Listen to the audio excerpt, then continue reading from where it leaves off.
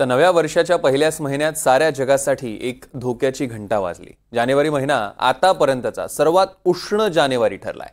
युरोपच्या हवामान सेवेने याबाबतचा एक रिपोर्ट जारी केला। बघूया काय सांगितलं या रिपोर्टने।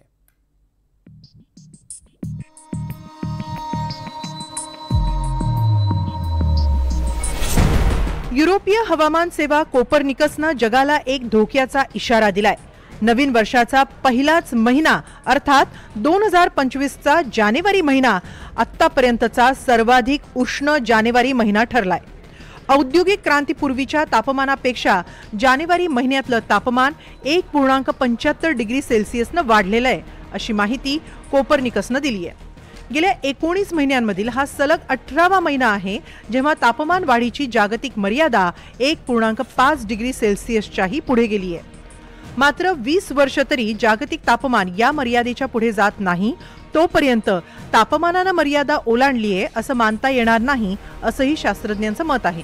युरोपीय संस्था 1940 पासूनचे रेकॉर्ड ठेवते, तर अमेरिकन आणि काही ब्रिटिश रेकॉर्ड हे 1850 पासूनचे आहेत। या सर्व रेकॉर्डनुसार सध्याचा काळ हा गेल्या 1,20,000 वर्षांतील सर्वाधिक उष्ण काळ आहे।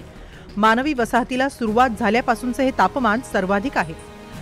तापमान वाढीचं सर्वात मोठं कारण म्हणजे कोळसा, इंधन आणि नैसर्गिक वायूच्या ज्वलनाने तयार होणारा ग्रीन हाऊस गॅस। मात्र तापमान बदलातील नैसर्गिक योगदान देणारे घटक तितकेसे परिणामकारक नाहीत, असंही हवामान तज्ज्ञांचं मत आहे। जागतिक तापमानावर प्रशांत महासागरातील एल निनो आणि ला निना या हवामानाच्या स्थितींचा फार मोठा परिणाम असतो। ला निना सुरू होऊनही जानेवारी महिना उष्ण ठरल्यानं आश्चर्य व्यक्त होतंय। काही शास्त्रज्ञांच्या मते यंदाचा ला निनाचा प्रभाव हा कमकुवत आहे। एल निनो, ला निना हे स्पॅनिश शब्द आहेत। एल निनो म्हणजे छोटा मुलगा, ला निना म्हणजे छोटी मुलगी। पॅसिफिक महासागरातील हवामान स्थितीला ही नावं देण्यात आली आहेत। पूर्व प्रशांत महासागरात पाण्याचं तापमान वाढतं, तर पश्चिमेकडे हवेचा दाब वाढतो, त्यामुळे वारे पश्चिमेकडून पूर्वेकडे वाहू लागतात। याचा परिणाम म्हणजे पूर्वेकडे अतिवृष्टी, पूर येतो, तर पश्चिमेकडे दुष्काळ पडतो। ही एल निनोची स्थिती असते। तर पूर्व प्रशांत महासागरात जेव्हा तापमान कमी होतं तेव्हा पश्चिमेकडे दाब कमी होतो, वारे पूर्वेकडून पश्चिमेकडे वाहू लागतात, त्यातून पश्चिमेकडे अतिवृष्टी होते। ही झाली ला निनाची परिस्थिती। तर तापमान वाढीतील सर्वात मोठं नैसर्गिक कारण म्हणजे पॅसिफिक महासागरात निर्माण होणारं तापमानाचं हे वर्तुळ। याच बदलांमुळे जागतिक वातावरण आणि तापमानात बदल होत असतात। जेव्हा मध्य पॅसिफिक काहीसा उष्ण असतो तेव्हा तो एल निनो असतो आणि जागतिक तापमान वाढण्याची शक्यता असते। गेल्या वर्षी एल निनोचा शेवटचा टप्पा होता, तो जूनमध्ये संपला, तरी ते वर्ष म्हणजेच 2024 साल हे सर्वाधिक उष्णच ठरलं आणि या वर्षानं रेकॉर्डही प्रस्थापित केला।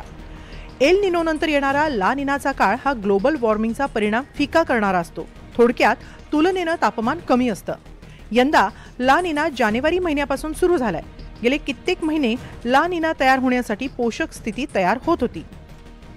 2024च्या मध्यावर ला निनासाठी पोषक स्थिती तयार व्हायला सुरुवात झाली, तरीही विषुववृत्तीय पॅसिफिक परिसरात म्हणावी तशी स्थिती निर्माण झालेली नाहीये। त्यामुळे आपल्याला ला निनाचा प्रभाव जाणवला नाही। अजूनही आपल्याला तापमान वाढत असल्याचंच दिसतंय आणि मला वाटतं याचाच परिणाम इतर महासागरांवरही पाहायला मिळतोय। अटलांटिक, उत्तर पॅसिफिक, हिंद महासागर, दक्षिण महासागर इथं आपल्याला तापमान वाढतानाच दिसलं। जानेवारी महिना आर्क्टिकमध्ये तुलनेनं सौम्य होता। कॅनेडियन आर्क्टिकमध्ये तापमान 30 अंशांपर्यंत गेलं होतं। सरासरीपेक्षा हे तापमान अधिक होतं। तापमान इतकं वाढलं की काही ठिकाणी बर्फही वितळू लागलाय। त्यामुळे जानेवारी महिन्यात वाढलेलं तापमान हे काहीसं चिंताजनक आहे। दरम्यान जानेवारीच्या तापमानाबाबत भारतीय हवामान खात्यानं दिलेली आकडेवारी ही धक्कादायक आहे। किमान, कमाल आणि सरासरी तापमानात सामान्यपेक्षा कितीतरी अधिक वाढ नोंदवण्यात आली आहे। जानेवारी महिन्यात किमान तापमान सामान्यपेक्षा 1 अंशानं अधिक नोंदवलं गेलं। विशेष म्हणजे गेल्या 125 वर्षांतील हा तिसरा सर्वात उष्ण जानेवारी महिना ठरलाय। देशाचं सरासरी तापमान 18.98 अंश सेल्सिअसवर होतं, हे सरासरीपेक्षा 1 अंशानं जास्त होतं। तर किमान तापमानाच्या बाबतीत हा 5वा सर्वात उष्ण जानेवारी महिना ठरला। सरासरी तापमानाच्या बाबतीत 1958चा जानेवारी हा इतिहासातील सर्वात उष्ण होता, तर किमान तापमानाचा विक्रम जानेवारी 1911चा आहे। 21व्या शतकाबद्दल बोलायचं झालं तर याआधीचं सर्वोच्च सरासरी तापमान 2009 मध्ये नोंदवलं गेलं। दरम्यान फेब्रुवारी महिनाही तुलनेनं उष्णच राहण्याचा अंदाज आहे. तसंच या महिन्यात पावसाचा अंदाजही हवामान खात्यानं वर्तवलाय. ला निनाची स्थिती असल्यामुळे जगभरातील शास्त्रज्ञ जानेवारी महिना थंड असेल अशी अपेक्षा करत होते. मात्र 2025च्या जानेवारीमध्ये तापमान 1.75 अंशांनी अधिक झालं. त्यामुळे याचे आता पुढील वातावरणावर, मान्सूनच्या पावसावर काय परिणाम होतात हे पाहणं महत्त्वाचं ठरेल.